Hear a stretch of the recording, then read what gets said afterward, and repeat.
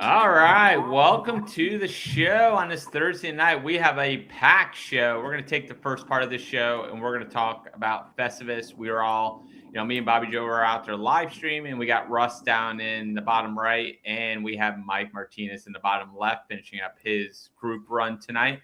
So they're the RDs for Festivus. We had a blast out there. The weather didn't agree with us out there, but we still had so much fun out there. So we were excited. So we got a packed show tonight. We're going to talk about Festivus for the first part. And then we got some upcoming races, the showdown going down at Daytona. There's a cool showdown going down. We'll be out at Run Fluent Christmas race this weekend. And then we'll talk about the lotteries, the Western States lotteries, the Hard Rock.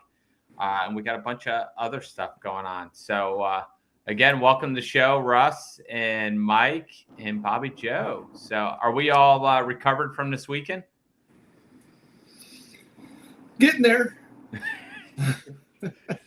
Took me a day. I was so tired on Monday. I didn't do anything. Well, I had to go to work on Monday, so it was, just that time of year where there's so much going on that you can't just sit around and recover. So. Yeah. I'm the old one. It took me 3 days to recover. I think I was good. I had to unload the trailer and do all that stuff and so forth and so on and go to work too. So. Yeah. All you folks having to go to work. I think I rolled in at 9:30. I was driving literally through downtown Tampa and got the text that Michael Ortiz finished. And I'm like, oh, I'm glad. As much as I wanted to stay and see Michael finish, I was glad that I was just about home. I think you got home before me because I had to stop at Wawa and take a nap. Oh, really? It was like 20 minutes, but plus there was a big line of storms I saw. Like the radar looked really bad. So I'm like, well, if I wait here for like 10, 20 minutes, that part will pass and then I can. Well, the hard part was, for me, I actually got 4 hours of sleep. I think you only got 90 minutes of sleep. 90 minutes of sleep. Yeah. All right, Russ, how many hours did you get of sleep? I think like 5, probably. 5. Which was good, more than I expected. So, Mike, how many hours did you get? That rain made it hard to come out of the RV. I'm not going to lie. Well, I laid down for 4 hours. So, probably 2 hours of sleep. Because my mind was just like going a mile a minute. There's a reason why I need recovery because my mind was on ADH mode the whole weekend. Yeah. Well, I guess one of us is more resilient than the rest of us. Yeah. That's right. I set my alarm for 90 minutes because that's what Bobby Joe had, and 90 minutes went off. I'm like, oh, I'm going a little bit longer. And 2.5 hours later, Yeah. I got out of my car. The sun was shining. Well, the sun was up. Yeah. It was good great sleeping ultra weather. training for us. Yeah. How much sleep did you get in across Florida, Jeff? That's what I was just kind of wondering. I know it's off topic. I think I got right around 3.5 hours over 61 hours. So yeah, so a little less. I got a little less than what I did on the live stream. So, well, cool. All right. Well, we had a great time. Yeah. Great time out at the race. Live stream went well. The race went well. I don't think we had any glitches. Well, on the live stream side, we had a glitch on live stream 1. Some reason we got kicked off 2 hours in. And I think that was a their thing, not a us thing. That was a software glitch. Yeah. So I think it definitely was. Luckily, we were able to scramble. We got another one up. So that's why you'll see live stream 1 and live stream 1-2. So. But cool. We got a couple. We got Connor in the chat. He was out there running. Mickey Moore, which was one of our podium finishers in the 100-miler out of Tallahassee. So curious if he's running the distance classic this weekend up there. Katie Jenkins, who was doing the timing. Katie Jenkins, yeah, she was up there. And she ran. Oh yeah, yes, she won the 14-miler. So spoiler alert. All right, we are going to talk. We're going to go right ahead into the standings and how the race was. We're going to start in the 100 mile, and in the 100 mile, you had, I think Nathaniel Cola. I think he led from the wire. Going back and watching a live stream. From the start. I remember seeing that in that first when Mark was out running with them, he was already saying Nate was leading. Yeah. So Nate, on the male side, Nate won the race in 17 hours and 45 minutes. He ran a great race. Nate, I believe that was his first 100-mile finish. As I remember talking about him on the live stream. And then second overall was Erica Renzel. She ran a great race, and she, honestly, if she had a lean on the last loop, if she didn't have a lean, her legs were fine on the last loop. She was just leaning far to the right. I ran her in on the last mile, but her legs were good. She could have closed that gap. I think without that lean, she could have closed about 15 minutes off of that gap. Eric ran. She's one of the most even runners you'll see. She's unassuming. If she really with a little more experience under her, she'll start to close some of those gaps, I think, because she's only been running ultras, Mike, a year? Yeah, it says her first was, she ran surf and she won that. She won the 24 hours. She won the Skunk Ape 100. She won Madre's Fiesta half marathon. She won the Virginia 100 miler, and now she won the Festivus 100 miler. So it's funny. She's only been running for a year. Ultra sign up score. She's only been running a year, but she had the most. She had, what's the word I'm looking for? She was a veteran. Because there was a lot of first-time 100-mile racers on the roster. The day before, when I printed out the ultra signups, I had 64 entrants on there, 35 of which were first-time 100-mile runners. And then 2 of them, Teddy had only done across Florida before, and then someone else who had only done Vol State. I was really excited when I looked at the list because there were so many people that I didn't recognize from the ultra community. Like normally we go to these races and more than you recognize more names than you don't, but this one had a lot of people. We ended up with, I think, 10 different states represented. So it was a good turnout.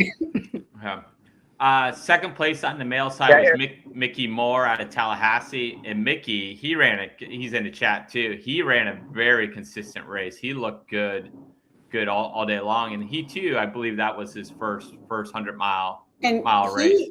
He climbed up to second place too, because those after Nate, the rest of the next probably 4 or 5 100-mile men kind of switch spaces a lot.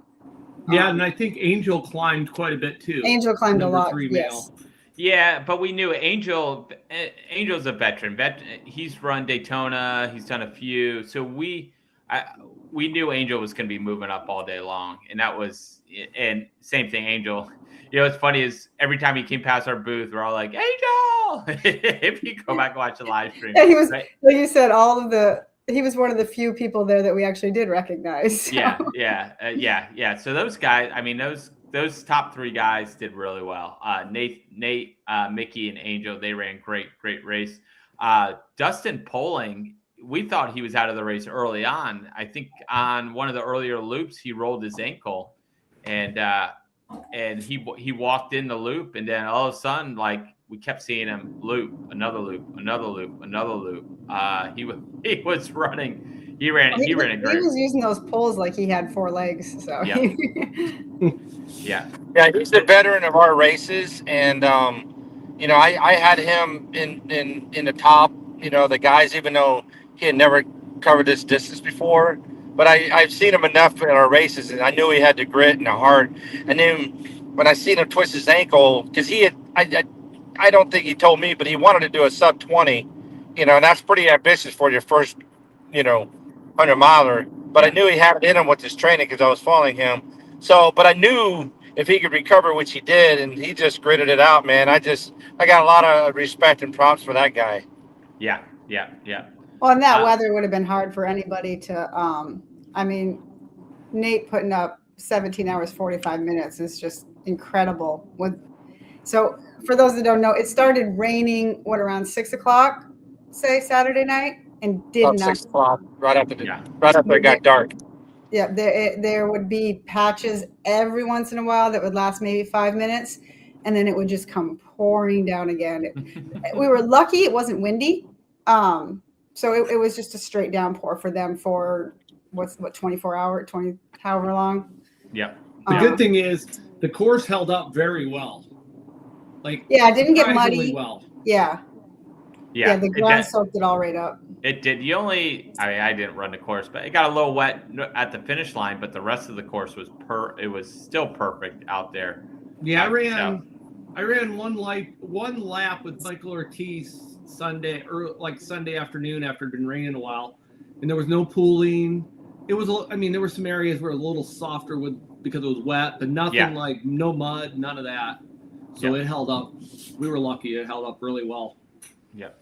And then you had. I always asked all the runners on Sunday the same question because I wanted to know how the course was holding up and so forth. And everyone was saying the only spot was at the finish line. Yeah. That was fun. And Katie's saying the time and maps were underwater at the end. Yeah. Of course, my good laid plans of getting out there and doing a lap or two never materialize. It's like, which is fine, because I've done that course enough times to know. But and I think if it wasn't raining, I might have done a loop because the trails looked really good. The mile I did towards the finish line, but I didn't get out there to do a loop. So. That's actually the newest part of that course because up until this year, that trail had not been blazed at all. The Forest Service just did that one. In years past, we had to keep going straight and run on the horse trails. So I'm sure the runners, even though at mile 5 there's an incline and there's a hill coming out that little walkway, they all told me about it. But I was like, hey, well, I could have had you go on that damn horse trail, so you guys should be really because it wasn't soft. It wasn't soft at all. So yeah. So, and then you had Mark Gilman. He's been running a lot of races. I think he said he did 18 ultras in 2025. So Mark's been a busy man. Yeah. So it's good to see Mark out there. And who else? And then on the female side, so you had Erica Renzel, Michelle Grennan out of St. Augustine. She stayed pretty consistent the whole race in second place. Then you had, can you guys say, is it Satya? Satya. Yeah, Satya. That's all I can say. I can't pronounce it. I tried. She was third place, and then you had Nikki Martell, who was our Masters winner. Mark Gilman was the Masters winner too on the male side. And then so you see that there's 19 finishers on here. The race. So because of the weather, a lot of people did want to drop, but the race directors were nice enough to give them the option to drop down to the 50 mile. So assuming they achieved 50 miles, they're not eligible for awards. But it is a little mixed up if you go on the Ultra Sign Up page. So the Ultra Sign Up page, the rankings aren't exactly as they should, but Ultra Sign Up scores are just silly anyways. We figured that out for next year already. So yeah, so it's just a little glitch. So this is the PSA for Arian Roshan. Don't give your award away. Arian's trying to give his award away. He's like, it shows I'm fifth. And they're like, actually, no, you were third. So including our friend Connor, who's in the chat, he put up a really big fight. Had from what I remember some GI distress, and but we're still looking forward to seeing Connor's first 100 miler. So yeah, I was very impressed with. We had a couple different people who saw the results the next day and were like, "I'll bring the award back, or I'll send it back." And we were explaining the drop down thing, and they couldn't drop into an award and all that, and so. Everything with Jessica Gill, who won the 50 miler for the females, was willing to do the same thing. Yeah. And she won that big old tabletop. I was like, no, that's yours. Yeah. Those tabletops were bigger than some of the women's. Yeah. They weigh 9 pounds. Yeah. So in the 50 miler, Bradley Kelso, again, I think he led from the wire. He ran a great race. So he only started running, I think that was his 200th day of running.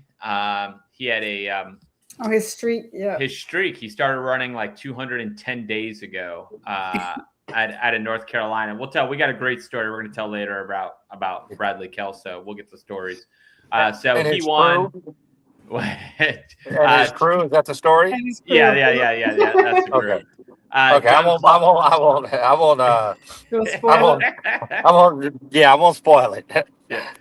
So Bradley was first, John Clark was second, and Arian was third. So so Bradley 8:22, John Clark 8:30, Arian 8:44. So they were cutting the gap down on Bradley on the last loop, but he held on to get first place. Female side, you had Jessica Gill, 10:22, Brooke Floyd 10:27, and Laura Groff 12:52. Male masters, Jason Dominger. Was he a drop down? No. No. I'm thinking of someone else. Okay. So Jason was the male masters, and then Janet Napolitano. She was the female master.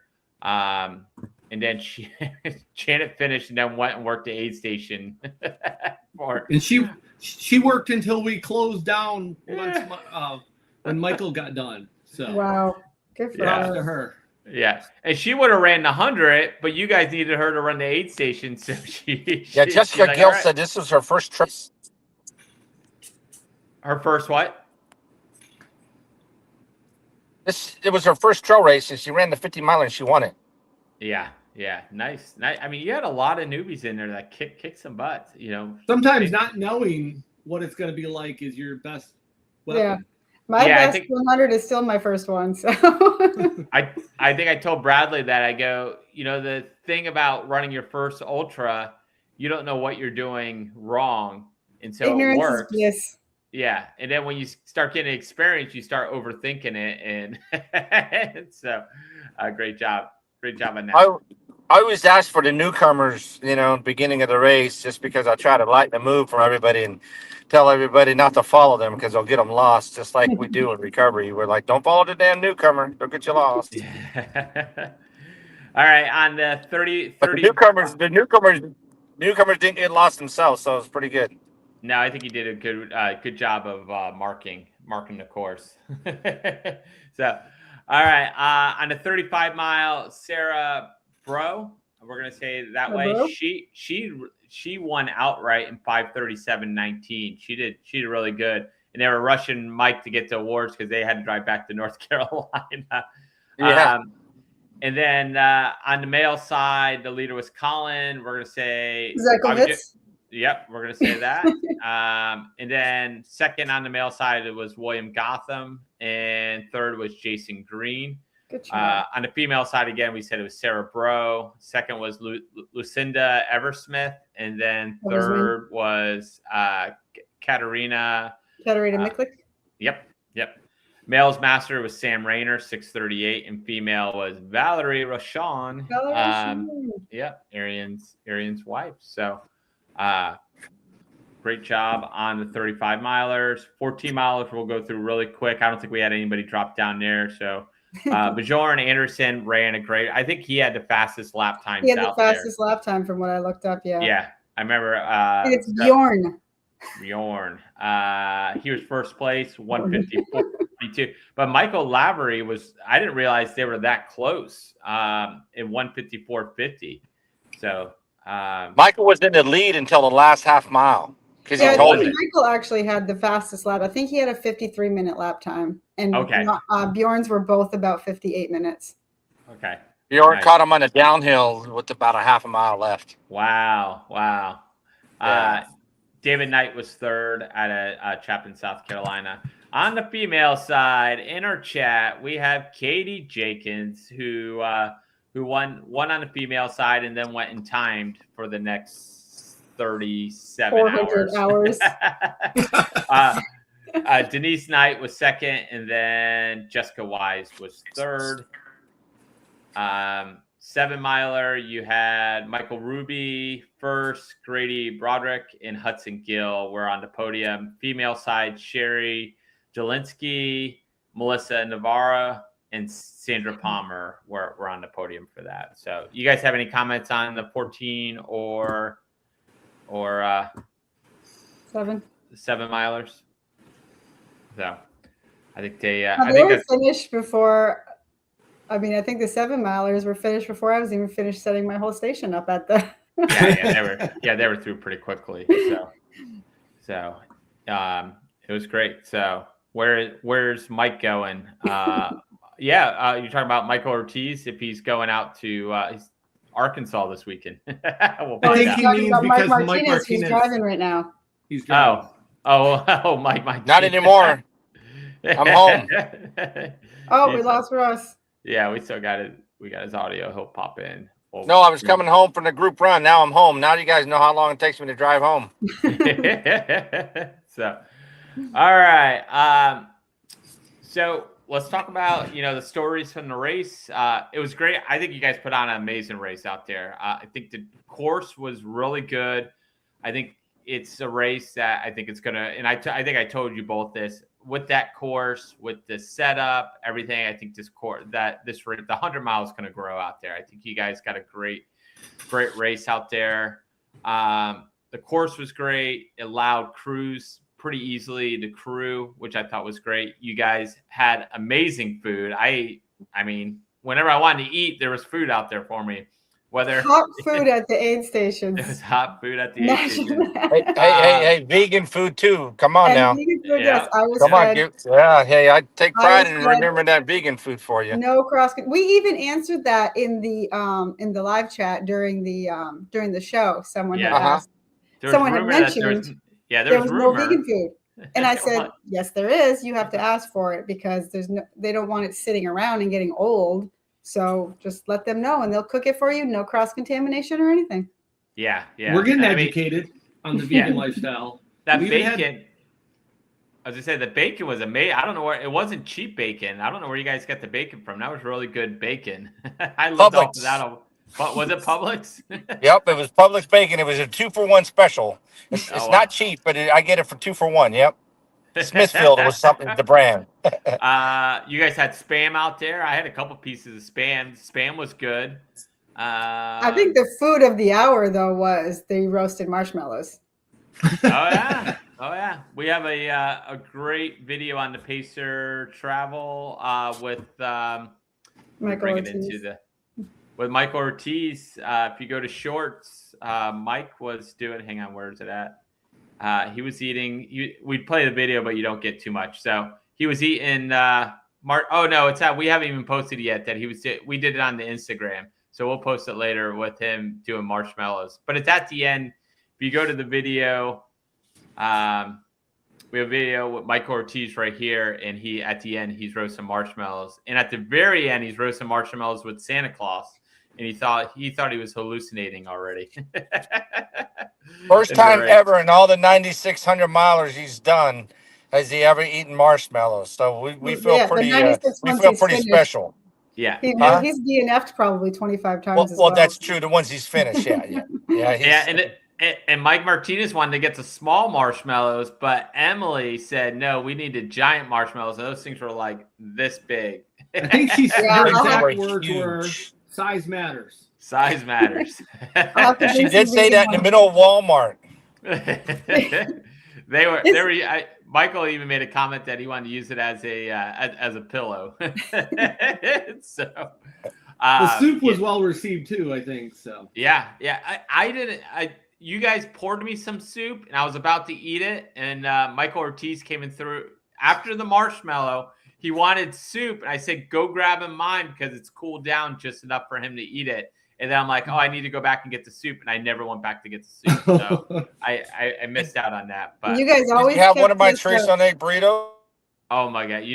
So I can't do dairy anymore, but you know how many of those I ate and I was actually absolutely fine. Like Sunday morning, I probably had 10 of those burritos. They were so good.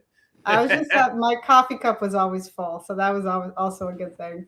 Yeah. I even had a ceramic mug of hot chocolate. I'm like, I don't know what. I brought it back over. I'm like, who do I take this to clean it? So It was. I mean, you guys went all out. I thought you guys put on a great race. So everything was very very well received. And I thought it went really really well. So let's talk about stories. What kind of Story time. Yeah, what stories kind of? We got some videos we'll show, but we'd love to hear stories from you guys, and we'll interject as much as we can with pictures. Well, who wants to tell the North Carolina story? You point at Mike. Mike, you know, Mike. He's the better storyteller. So go ahead. Well, let me preface this: I'm helping Russ do a packet pickup on Friday, and these two guys roll up, and they're like, "Can we pick up a packet for our friend?" Our friend, I can't say the word he actually used, but he said our friend is really stupid. I think he said our friend is special. And I'm like, all right, yeah, you can pick it up for him. I have no problem. And he's like, yeah, we're from North Carolina. We called our buddy and said, get in the car. We're driving down to a race, and we're driving down to Middleburg. I'm pretty sure they said Middleburg, Florida. And their buddy, so two of them rode south. The other buddy rode to Middleburg, Virginia. And he didn't believe that his buddies were in Florida, and then had to turn around and drive all the way down to Middleburg, Florida. I don't know how far out of the way they went. So that was Bradley Kelso was one of the guys. And then I can't remember the other guys' names that were in there. So, I mean, they took it in good spirit. So we were kidding with them. One was in the 14, one was in the 7. If it was me, I don't honestly know that I would have turned around and went all the way to the race. I'm just saying, I would have just went home. It's just like y'all are in North Florida. It was a 14-miler too. He drove the Middleburg, Virginia. I don't know how far he actually made it, and then turned around and drove down to Middleburg, Florida. So he showed me a picture of the snow on the road.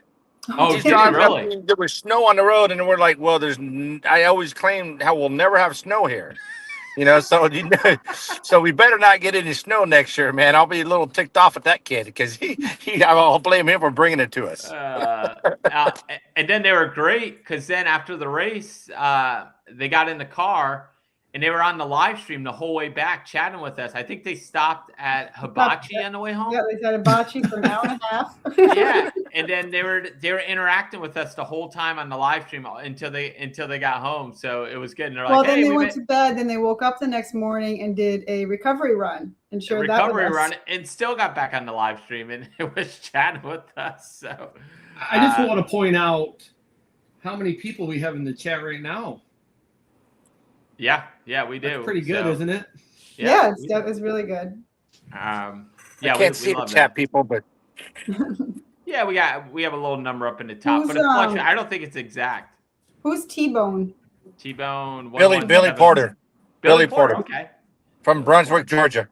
Yeah, we said that name many times over. Oh yeah, that was an easy one to say. It was a fun one to say. Our bandana Billy. Bandana Billy. Nobody wears a bandana. So, all right. Katie wants us to talk about this story. Tony, should we show the video or we want to talk about it? Show the video. All right. Show the video. Yeah. All right. This story brought me to tears, man. I mean, it did. All right.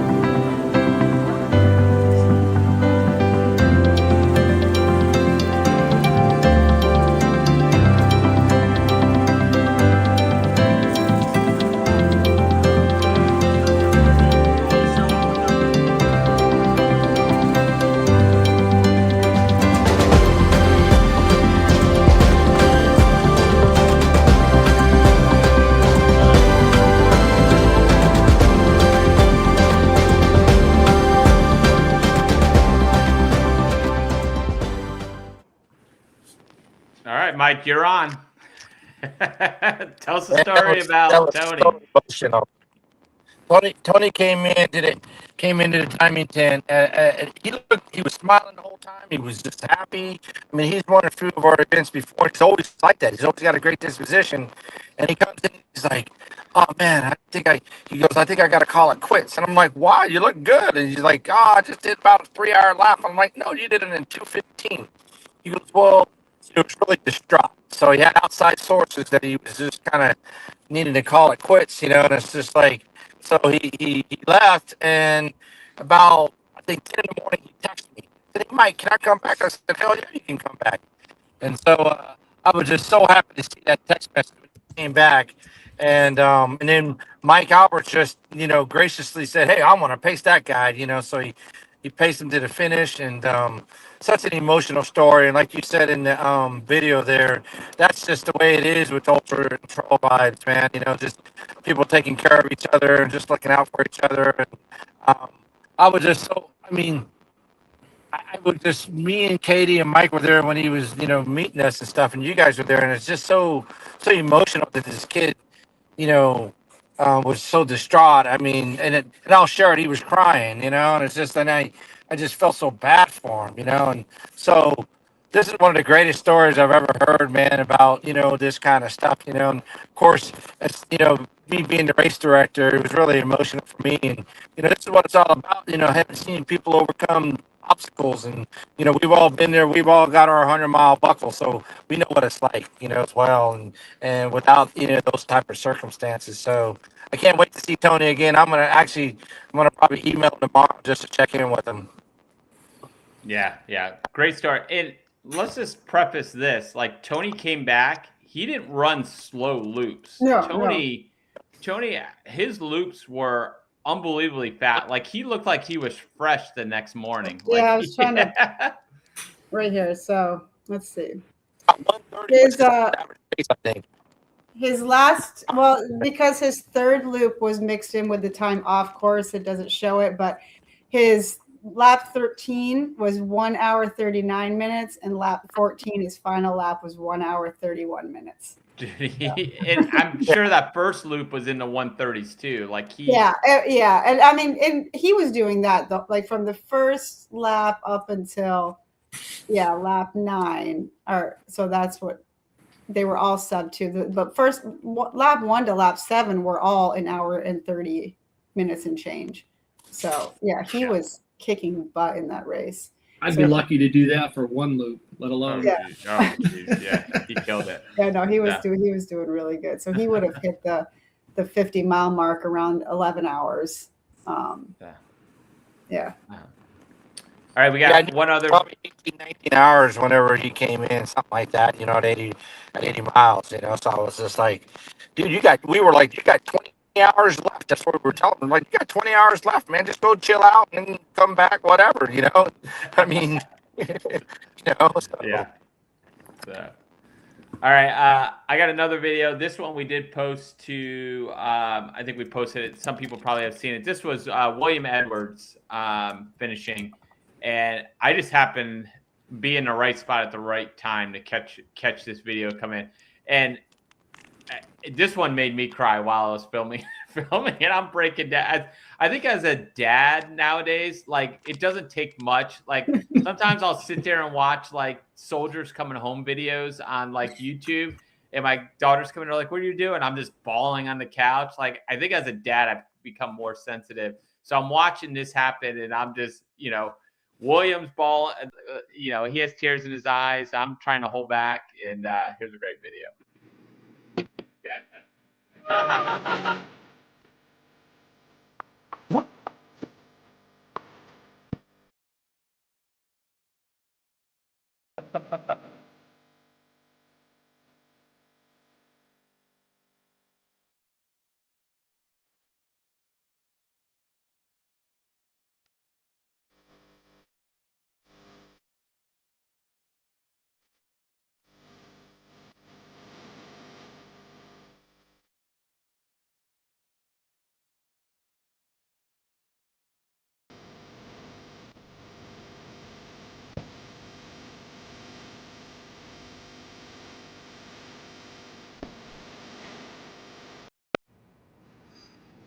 Yeah. So that was, that was one of my favorite moments was watching that. So it was that's great.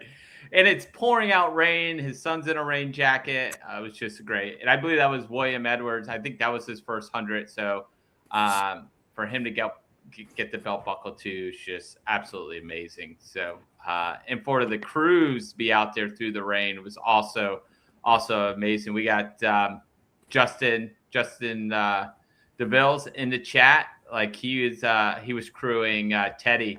And I told him, I go, Justin, I don't know what you're doing. Every time, Teddy comes in, he's like, I'm done. And you get him to go back out. Justin did a great job. And he even went to Walmart, picked us up some tarps to help with keep the rain off the live stream. So it was pretty good. Now, Teddy did end up DNFing, but we talked to him when it came to it. And the thing with Teddy is he's just a kid. We need to remember he's 16 years old. And my biggest concern with him, well, for one, he admitted he was not recovered from. He doesn't have the experience. I mean, 3 weeks ago. Right. I mean, it's a catch-22, right? So when you're young, you can recover fast. But his body doesn't know what 200 miles, didn't know what 100 miles felt like. Yeah. So we kind of know what it feels like. Probably go back before we should. A lot of the veterans, we'll run a race when we're probably not recovered and be okay. But his body is still growing. It's still developing. Aside from that, there's the whole mental aspect of it. And that's why so many of us are in our 40s or later running these races.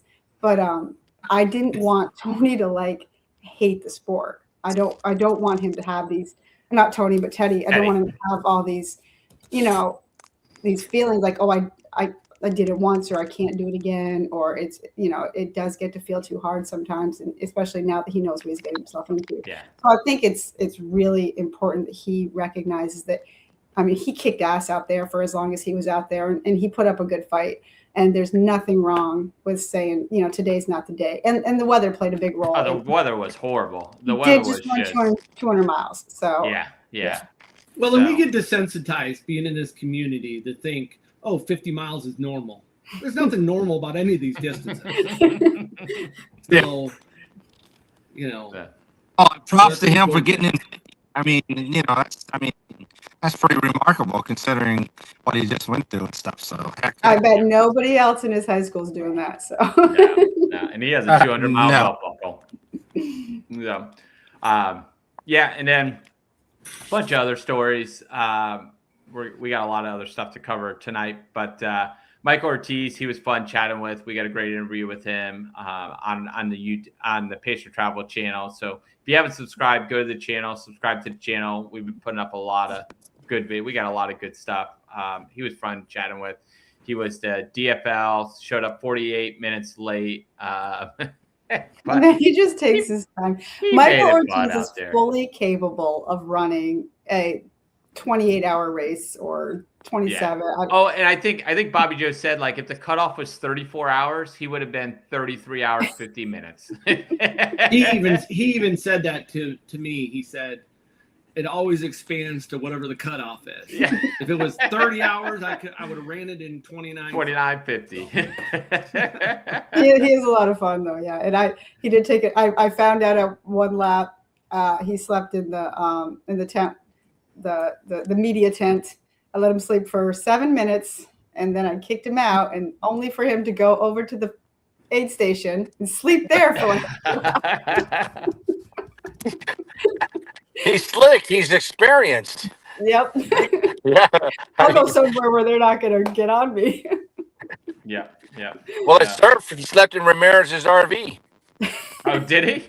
Yeah, he sure did. I don't think he and he slept in the little overhang pavilion area we had. He probably got more sleep than all of us. Yeah. He probably did. He had one spot where he had a 5-hour loop, so he took a couple-hour nap. Mm-hmm. Yeah.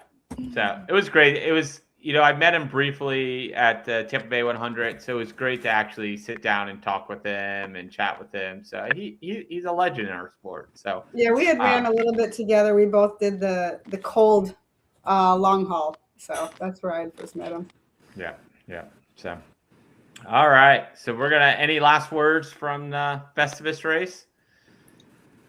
Just thank you everyone for coming out. The attitudes that everyone kept was awesome. I mean, it would have been easy to be grumpy and get down. The weather was not ideal, but everyone kept positive attitude. Everyone kept pushing. And so I just want to thank everyone for keeping the fun vibes alive at the race. Oh, Do you guys want to plug your next races? Yeah, I wanted Our to next- say thank you guys. I got it, Russ. Thanks.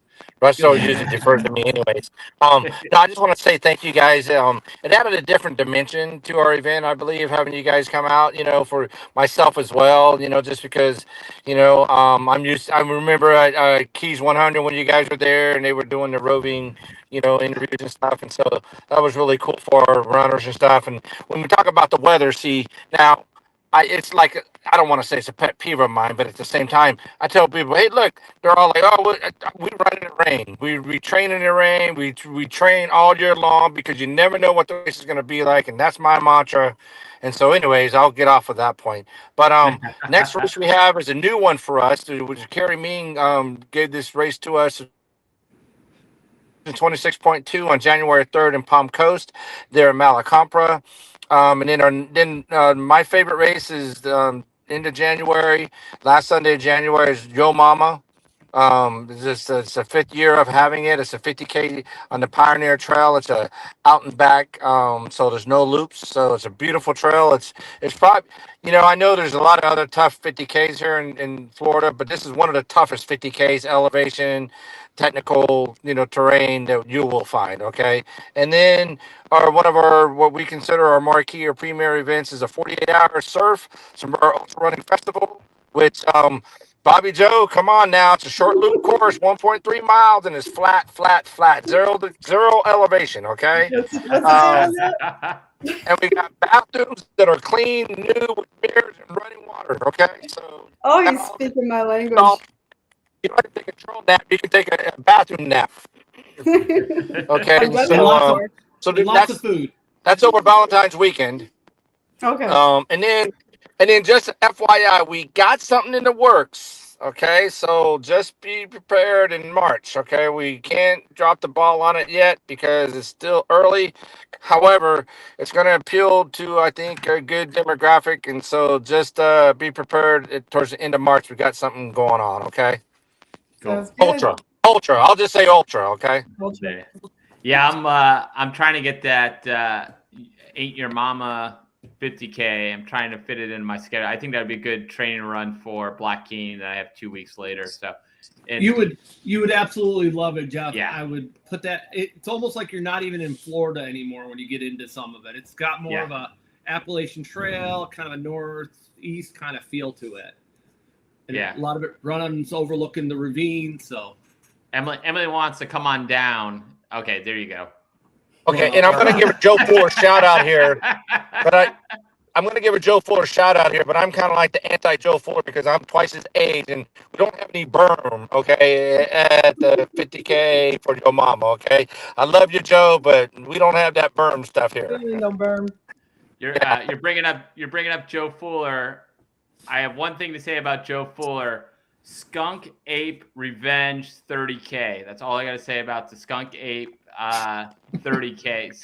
Just go look at the entry.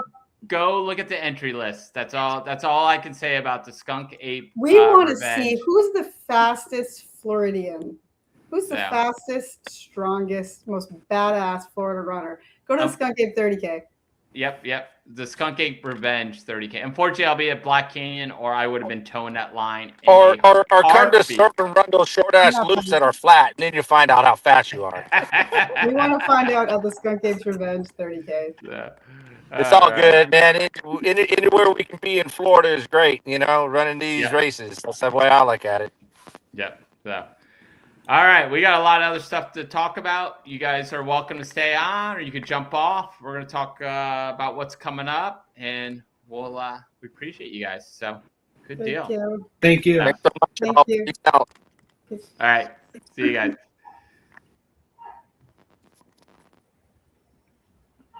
All right. Yeah. Yeah, I'm dead serious. Go look at the Now you're Skunk Ape, stuck with us. Skunk Ape Revenge 30K. Just go look at the entry list. All right. What do we got left? This weekend we have a showdown. I don't have the entry list for this, but we got the Daytona 100 coming up. I can't find. I don't know if you can find an entry list. I know. I do have the entry list. The problem is it doesn't rank people, so Yeah. it's in alphabetical order. So you'd have to go through all of the runners. Yeah. All of the runners. I don't. I just know it's going to be fun watching Andrew Kelly go against Fred Soley. Those guys, they've been training together. Those guys, keep your eye on this race this weekend. Is Mike Melton timing a race? Mike does time it. Yeah, All this right, is the so- first year I won't be out there, and I'm not sad because I'm doing Run Fluent, but nobody asked me to pace them this year. So Yeah. I had a really bad pacing year, and I think word spread. Yeah. Andrew Kelly versus Fred Soley. If you know, Andrew Kelly's been tearing it up in Florida. He just set the course record at the Tampa Bay 100. He just set the course record at the Legacy Trail. We can go on and on what Andrew's doing. So he's kicking butt. Fred Soley has the record for the Cross Florida 200. He did the virtual, and dude, Fred, I think he did it in like 46 hours, something ridiculous. Yeah, 46 hours and change. Yeah. So Fred versus Andrew. I'm hoping I got a front seat updates from Joe Miller, who's crewing Andrew Kelly. So we're hoping I get some updates from them on this weekend. So the update, we're just not quite sure what vehicle Joe Miller's driving because his truck's not allowed on the course. Also, we forgot to do a shout out to Stacy Miller, who was out at Festivus, and she signed up 2 days before the race. Just decided let's do 100 miles. She ran. I mean, the conditions were bad, but she still kicked butt. She ran. She was out there. She got a lot of miles in. It was good seeing her out there. She did an amazing job. Our Strava buddy Michael Stork will be out there. Oh, is Stork running the? Stork is running. Stork is running. I did not. That's intel information. Hang on. Do I have? Where? Oh, I didn't load a video. Stork's. I sent a video to myself. I don't think I brought it into the chat. I'll see if I can bring it in. As far as the females, I'm seeing Karen Lubeski, who is, I think, a multiple-time winner of the Daytona 100. Sage Lyons will be out there. I'm sure and she's a previous winner of the Tampa Bay 100, so she's probably going to do great. Oh, someone told Brian Basante showing me Bucks, sending me stuff about the Bucks. I'm like, they are playing tonight, aren't they? Yeah. What did I do with that video? From Stork. So Stork, I don't know what I did with it, but I know what happened to it. So I don't know if you guys are gonna be able to see this. This is the technology we're working with right now. No. So Stork put up 5,000 miles this year running Strava miles. So Stork, congrats on the 5,000. And I don't think he is. Might as well talk about the Strava Club because I don't think he's good to see him out there. I don't think he's what's the word we're looking for? Tapering, because he put up 141.9 miles last. So it's just another training week for him. So we'll see. That should don't count Mike Stork out of the running there. So I'll have to reach out to him after. Female Laura Watts will be out there as well. She has a pretty good resume herself. So looking at Laura, Sage, and Karen as probably some top female contenders there. Connor, we have a question to ask you. I don't know if we want to do it on air, but we'll ask it maybe later on. So we're curious if you want to come down to Long Haul and help us live stream. We don't want to ask it on the air. We're not going to ask it online, but we're going to ask it. So you don't have to answer right now. You can get back to us. You don't have to answer. So, but yes, if you're not busy for Long Haul weekend and wanted to join us, or if you're out there pacing or crewing or whatever, we'd like to join us. All right, this And my week. Clover is very safe. It's in my car, so it goes with me everywhere I go. All right, this week I know we'll be out at the Run Fluent Christmas race, and this is with Run Fluent, Chris Stengel. We're excited about this. And so there's the 4.4 mile, the 7 hour, and the 7 hour relay race out there. We kind of I feel like it's a celebrity relay race out there. So What the word you want to use? I have Nick Urena on my team, Team Pacer Travel, Bobby Joe and Loanne, John Keir and Loanne's husband. So we're gonna fun out there. On the what else do we have? I lost that, but on the male side, you have a pretty good race going with you got Vince Carter running. Gus is coming from New York. He's running Chainsaw Rick. Rick is out there who has a course record. So we're excited about the race this weekend. We are going to throw up a camera up there. So we will have a live stream camera up there. And in between loops, we'll try and get some coverage, but there will be a static camera out there if you guys want to tune in for that race. We'll put it at the start finish line as people go. And it's only 7 hours. Yeah, it's only 7 hours long. I don't have to have 2 or 3 live streams, so we love that. But we'll see how it goes. So we're looking forward to that race. This race, there's a bunch of other races going on. This one I kind of caught my eye. See if I have a picture of it. Nope. Not that. Here it is. All right. This one caught my eye. The Naked Nick race is happening this weekend. It is in Leesport, Pennsylvania. So if you're up in the area, go to the Naked Nick race. So cool. It's cold. Yep. No, I don't think you're actually naked. It's really. I thought it was one of those naked. Like no, I don't think it is. You know, Joe Miller's on. scrambling. He's like, wait, what? He would be perfect for that race. All right. Right. Yeah. He looks like Santa Claus, and he likes the naked races. To run naked. All right. Western States Lottery. What did Luke Vidal call it? I kept putting it up. He's like, this race, this lottery is shit. You know, we wrote that banner and we never put that banner up the whole time. Rule 62. We were supposed to put this up for Mike Martinez. Don't take yourself too damn serious. We both wrote it out. Any of you sombrero folks are still watching. She wrote it out. We had it on the scroller. We missed it all. We lost that one. So. All right, so Naked Nick. Western States Lottery. All right, so we're gonna pull up the entry list. So it's gearing up. It always gears up to be a great race. So you got Killian Jornet coming back, David Sinclair,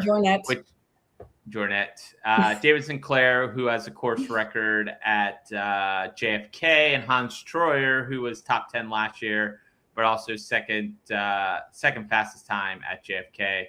Then you go down to Wilmer. We can't. Francesco Pupi, that's going to be a great one to see. And we've followed a lot of these guys throughout the year, watching the golden ticket races. Trying to educate the populace. About.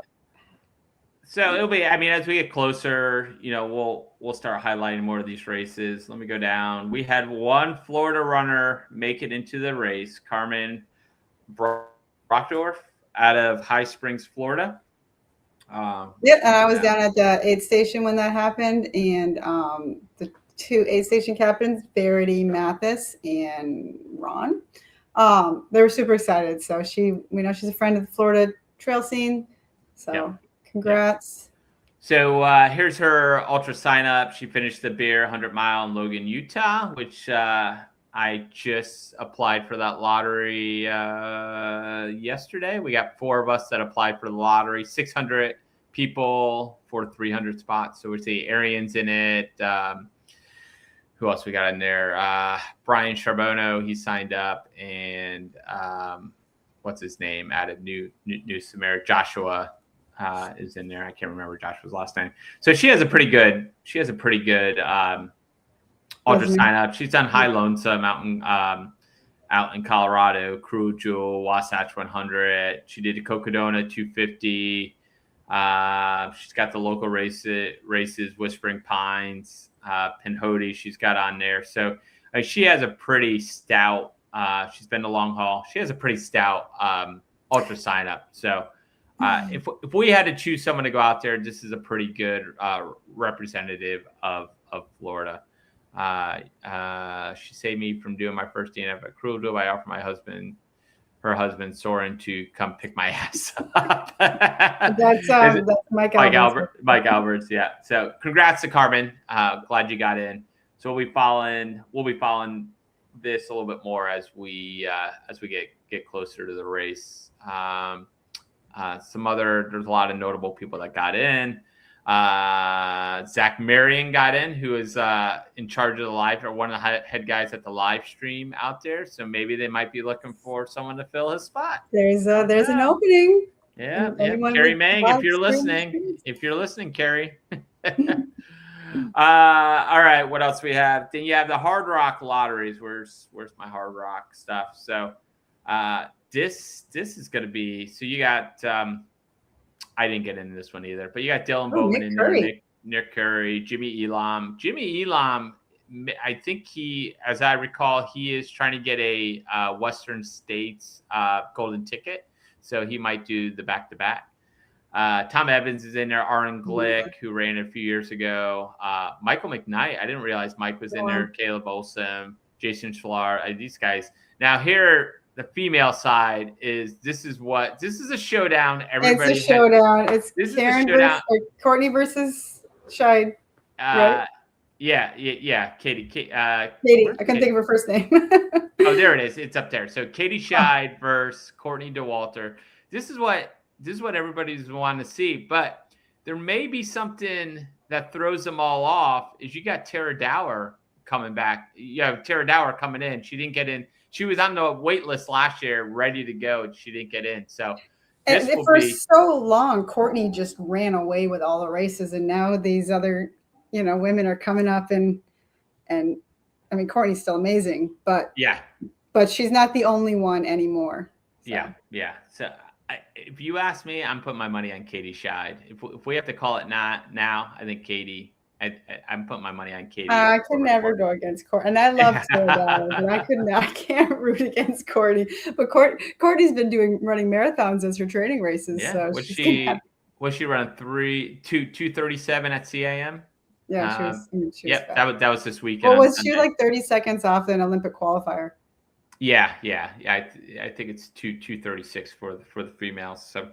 All right, so we got that Hard Rock. Oh, we did get one Floridian in the Hard Rock, Chris Twiggs out of Jacksonville. He's a longtime veteran of the sport, of that race, and so it's great to see Chris getting back in. So, another funny story. My buddy sends me a picture yesterday. He lives I call him probably my twin. His name's Jeff with a G, and one of my really good friends. He's out in Fort Collins, and he runs a brew pub out there.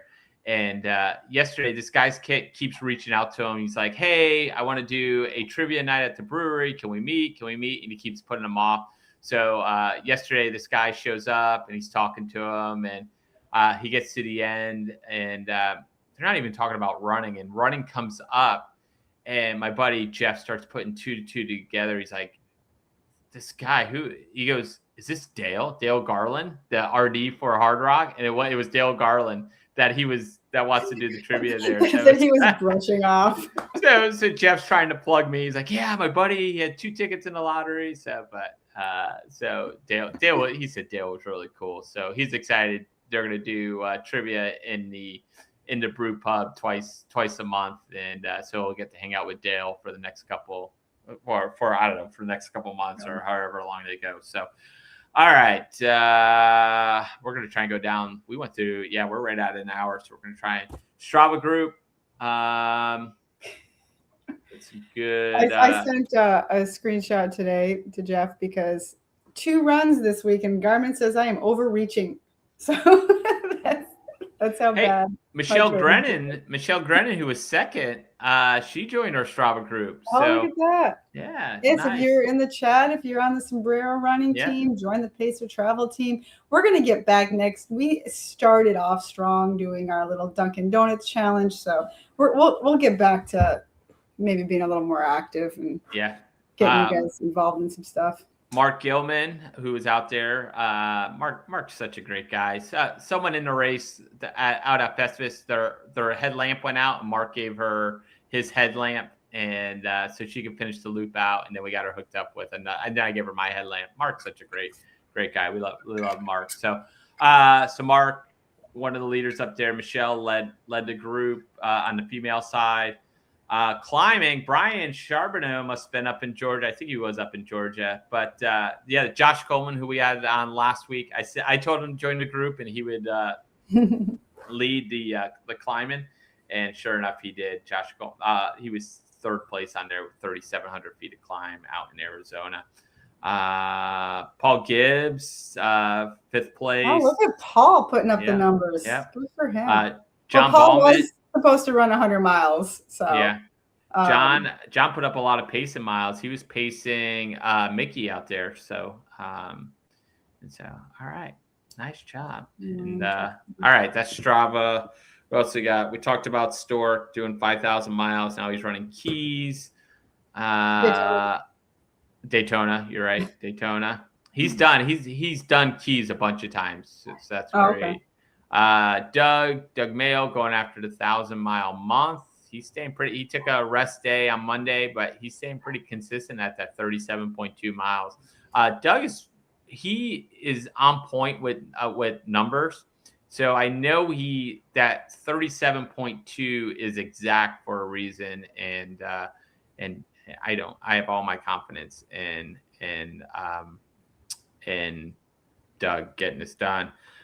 This was funny. This was Luke Vidal posting. So he's talking about he ran 2,100 miles this year, 2,145 miles. I can't read the number, but he said, what is it? 1,167 were in races. So he actually only trained for 978 miles. So it shows you don't need high mileage to races. Yeah. You don't need high mileage training if you're running 100 miles every 2 weeks. But he also runs I'm curious what Mark Gilman's because he did 18 ultras. Arian, the same thing. How many were? Well, Michael Ortiz, I don't think he trains at all during the week. He just runs his 100-mile races. I bet he doesn't. So. We missed opportunity on that question. Next time we'll have to get it. Yeah. All right. And this popped up today. So Andy Matthews is going to attempt the 444. I feel like this is going to be, and I do have, let me see. Do I have it up? Yeah. So this became an official FKT. We went over this on the live stream, the 444, the Bear and Boar, and Arian's the only one to have done this, and Andy's going to attempt. He's going to do it. He's starting, I believe, this Sunday. Yeah, Sunday 12/14. Yeah. Let me put this up. So the Bear. So this did become an FKT, official FKT, and you can see the course right there. And there's only one person that's completed it. The record is 9 days, 9 hours, 45 minutes. So it will be good to get a second person up there. So it will be fun tracking Andy. So we'll be tracking him next Thursday while we're on the air. What else? What other notes I have? Skunk Ape Revenge again, 30K. Go look at the sign up. So I'm gonna send Bobby Joe there when I'm out in Black Canyon, just to get updates. So we got my most conservative clothing. That's all we gotta say. All right, You Run You is they're doing a Christmas sale. I don't know if the sale's off, but there is a link for, I believe we'll post it. But they're giving, these are the hats. Hang on. Oh, jeez. Hang on. Let me pull this down. This is the hat right here. The cool hat everyone's wearing. Join the club. If you watch the live stream, I had their beanie on all weekend to keep my ears warm. That thing was amazing. So we'll put it in the show notes. They are offering our viewers a discount, and so let's support this local company. Anything else we got to cover? Did I miss anything? No. Did you have the picture of the Festivus beanie? Oh yeah. This is Bobby Joe's beanie got hijacked by her granddaughter, and she looks really cute in that. You look really cute. So, all right. I think. If you're moving forward, we didn't talk about podcasts tonight, but Josh Coleman, that's his book. Buckle Up Podcast had Josh Coleman on, so they probably go. I didn't listen to it yet, but they probably go more in depth on Josh's story, so I got to listen to that. WTF had Winston Fletcher on, so if you want to hear about some old ultra history and the Rainbow People in Ocala National Forest, go listen to WTF podcasts. Great race. Winston's an old Florida runner. I mean, he's not old. He's actually not old. He's younger than I am, but he's been around in the sport for a while, so it's good. And then Miles with Marty had Phil. Is it Phil Gore? Phil Gore. Phil Gore, who is the backyard ultra goat. Yeah.